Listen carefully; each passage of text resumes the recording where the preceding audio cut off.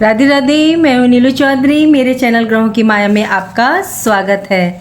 आज के कार्यक्रम में हम बात करते हैं सितंबर का महीना वृषभ राशि के जातकों के लिए कैसा रहने वाला है। सिस्टमेटिक ढंग से जानते हैं। सर्वप्रथम आपका स्वास्थ्य, शिक्षा, धन, भाग्य, दाम्पत्य जीवन, प्रेम संबंधी, कैरियर की स्थिति सितंबर के महीने में कैसी रहने वाली है, ये चर्चा आपके सामने लेकर प्रस्तुत हुई हूँ। जब आप अपने फ्यूचर को ग्रह गोचर के आधार पर समझते हैं तो आपके लिए उससे संबंधित प्लानिंग करना आसान हो जाता है। चलिए सबसे पहले जानते हैं आपके स्वास्थ्य के बारे में। कैसा रहने वाला है सितंबर के महीने में आपका स्वास्थ्य। यदि आप वृषभ राशि या वृषभ लगन के जातक हैं तो आपकी राशि लगन के स्वामी बनते हैं शुक्रदेव, और हेल्थ का डिपार्टमेंट शुक्र के पास है। और शुक्रदेव आपकी कुंडली में कहाँ विराजमान है? आपके 5th हाउस में। लेकिन ध्यान दीजिएगा, शुक्रदेव 5th हाउस में कन्या राशि में और ये नीच राशि में विराजमान है। कब तक रहने वाले? 18 सितंबर तक शुक्र नीच अवस्था में रहेंगे। उसके बाद ये अपनी स्वराशि में प्रवेश कर जाएंगे। यहाँ आप पेट संबंधी समस्याओं पर ध्यान रखिएगा। पेट से संबंधित जैसे एसिडिटी, गैस्ट्रिक, डाइजेशन प्रॉब्लम, इनसे रिलेटेड प्रॉब्लम देखने को मिल सकती है, क्योंकि 5th हाउस आपके स्टोमक का स्थान होता है। तो आपको ध्यान रखना, अपने खान पान का ध्यान रखने की बहुत ज़्यादा आपको आवश्यकता है। और बाकी अवस्था में स्वास्थ्य दृष्टिकोण आपके लिए अच्छा संकेत दे रहा है। दूसरा, जीवन का जो सुख होता है, धन की माया, तो आपका 2nd हाउस धन भाव होता है, मान सम्मान का होता है, और धन भाव के स्वामी आपके 4th हाउस में विद्वान है। ये एक अच्छी अवस्था आपके लिए बनी हुई है। ये 23 सितंबर को ये अपनी राशि 5th हाउस में आएंगे, यहाँ ट्रांजिट करेंगे। ये एक बेहतरीन संकेत है। धन से संबंधित कार्य पूर्ण रूप से सितंबर के महीने में आपके लिए आपके हक में पक्ष में रहने वाले हैं। किंतु साथ ही ये बात आपको ध्यान रखनी होगी कि मंगल देव भी आपके धन भाव में विद्वान है। आपके लिए धन की स्थितियां तो बनेंगी, किंतु कहीं आपसे ये गलती ना हो जाए, और कर भी मत दीजिएगा ये गलती अपनी वाणी के द्वारा, जिससे आपके पैसों का लेन देन आप करने वाले हैं या अपना काम निकलवाना है आपने, जो वाणी के चलते सामने वाले को कुछ ऐसा मत कह दीजिएगा कि वो बनता बनता कार्य ही आपका बिगड़ जाए। फिर कहीं आप हाथ पर हाथ रख के बैठे रह जाएं, अरे ये क्या कर दिया मैंने। यदि इस बात का ध्यान रखेंगे तो सितंबर का महीना धन के दृष्टिकोण से बहुत ही सुंदर अवस्था को दर्शा रहा। वाणी पर कंट्रोल रखना है आपको। कर्म के दृष्टिकोण से आपके कार्य क्षेत्र की चर्चा करें तो 10th हाउस आपका कर्म भाव है। कर्म के स्वामी फलदाता, न्याय के देवता, और कर्म भाव में स्वामी विराजमान है, स्वराशि होकर विराजमान है। वर्तमान समय में वक्र अवस्था के चलते ये आपको भाग्य भाव का फल भी दे रहे हैं, किंतु कर्म के दृष्टिकोण से और धन के दृष्टिकोण से दोनों ही स्थितियां आपके लिए बहुत ही अच्छी बनी हुई है। सिर्फ वाणी पर संयम रखना है आपके लिए, ये आवश्यक है। चुनौतियां ज़्यादा फेस करनी पड़ेगी और आप ये कर लोगे। 16 तारीख के बाद ज़्यादा बेहतरीन है आपके लिए। व्यापार के दृष्टिकोण से शनिदेव अच्छे लाभ बनाने की बाध्यता यहाँ पर शनिदेव कर रहे हैं। जॉब में कोई स्ट्रेस है उसको शनिदेव यहाँ पर आपके दूर कर रहे हैं। कोई कार्य जो आपके रुके हुए हैं, बॉस, आपके कलीग लेग पुलिंग कर रहे हैं या साथ नहीं मिल रहा है आपको, तो शनिदेव इस अवस्था से बाहर निकाल करके एक बड़ा अच्छा योग आपके लिए निर्मित कर रहे हैं। भाग्य की दृष्टि से देखें तो भाग्य के स्वामी भी शनि महाराज ही हैं, और यह एक बहुत अच्छी स्थिति है।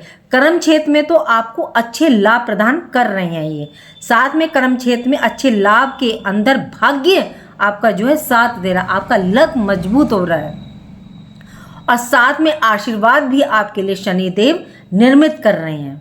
चलिए बात करते हैं शिक्षा की, एजुकेशन की। ये समय जो एजुकेशन का डिपार्टमेंट वो आपके बुध के पास है, तो ये आपके लिए क्या संकेत कर रहा है? विद्या भाव के स्वामी बुध आपके 4th हाउस में विद्वान है। 23 अक्टूबर के बाद ये अपने घर में चले जाएंगे, मतलब ट्रांजिट कर जाएंगे।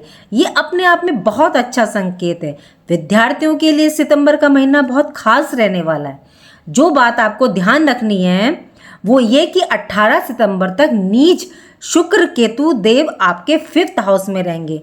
मित्रों के साथ घूमना, टाइम को खराब करना, खेलना कूदना, कहीं ना कहीं आपके लिए नेगेटिव हानिकारक हो सकता है। यदि आप इस दौरान अपने मन को डाइवर्ट नहीं करती हैं, अपने फोकस पर टारगेट करते हैं, अपने फोकस पर ध्यान रखते हुए आगे बढ़ते हैं, तो सितंबर का महीना आपकी विद्या के लिए फिर बेहतरीन होने वाला है। आपको विद्या के क्षेत्र में बहुत उपलब्धियां प्राप्त करवाने वाला है। चलिए अब बात करते हैं यात्रा ट्रैवल के दृष्टिकोण से। तो 12th हाउस आपका यात्रा का होता है और यात्रा भाव के स्वामी होते हैं मंगल, और मंगल कहाँ बैठे हैं? आपके 2nd हाउस में, धन भाव में बैठे हैं। तो ये एक बहुत अच्छी स्थिति बना करके यहाँ पर दे रहे हैं। यदि आप वृषभ राशि के जातक हैं, व्यापार से संबंधित यात्रा करने की सोच रहे हैं, तो ये स्थिति आपके लिए धन प्राप्ति के लिए बहुत ही बेहतरीन अच्छा योग यहाँ पे ये माना जाएगा। घूमने फिरने से, मनोरंजन की दृष्टि से सोच रहे हैं तो भी उत्तम साबित होगा, लेकिन खान पान का ध्यान आपको वहाँ पर भी रखना होगा और पेट संबंधित दिक्कतें आपको देखने को मिल सकती हैं। वो होता है ना कि अगर ध्यान नहीं रखा तो फिर परेशानियां सामने आती, मतलब नज़र हटी दुर्घटना घटी। दाम्पत्य जीवन और वैवाहिक जीवन के दृष्टिकोण से देखें तो 7th हाउस आपका दाम्पत्य भाव है और स्थान के स्वामी कौन है? आपके मंगल, और मंगल देव इस टाइम विराजमान है आपके 2nd हाउस द्वितीय भाव में। दाम्पत्य जीवन की स्थिति को ये अवस्था 7th हाउस के स्वामी का 2nd हाउस में होना बहुत अच्छे से मैनेज करती है, किंतु अग्नि तत्व के स्वामी है, इस बात का भी आपको ध्यान रखना है। वाणी भाव में विराजमान है तो यहाँ क्या होता है, थोड़ा सा ये अग्रेशन ला देते हैं वाणी में। वाणी के द्वारा आपकी तकरार होना, जिन चीज़ों को अनदेखा किया जा सकता है उस पर कभी भी आप रिएक्ट कर सकते हैं। जिस चीज़ को हम लोग हटा सकते हैं कि चलो छोड़ो कोई नहीं, इसने कह दिया, लेकिन इस दौरान क्या होगा, आपका दिमाग उस पर भी जाएगा और इन छोटी छोटी बातों से ही ना तकरार शुरू हो जाएगी।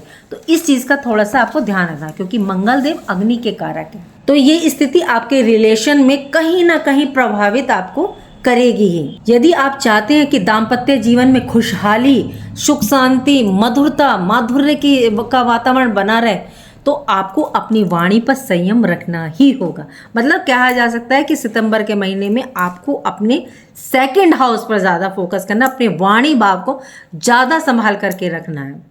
यदि आपने वाणी पर संयम रखा तो दाम्पत्य जीवन में बड़ा सौहार्दपूर्ण माहौल आपको देखने को मिलेगा। चलिए बात करते हैं आपके प्रेम संबंध, लव रिलेशन की। तो ये देखा जाता है 5th हाउस से। ये हमारी विद्या, एजुकेशन का भी होता है, इसी से प्रेम संबंध पर भी विचार किया जाता है। तो यहाँ शुक्र देव नीचस्थ अवस्था में बैठे हैं। देखिए 18 सितंबर तक यहाँ आपको ध्यान रखने की आवश्यकता है।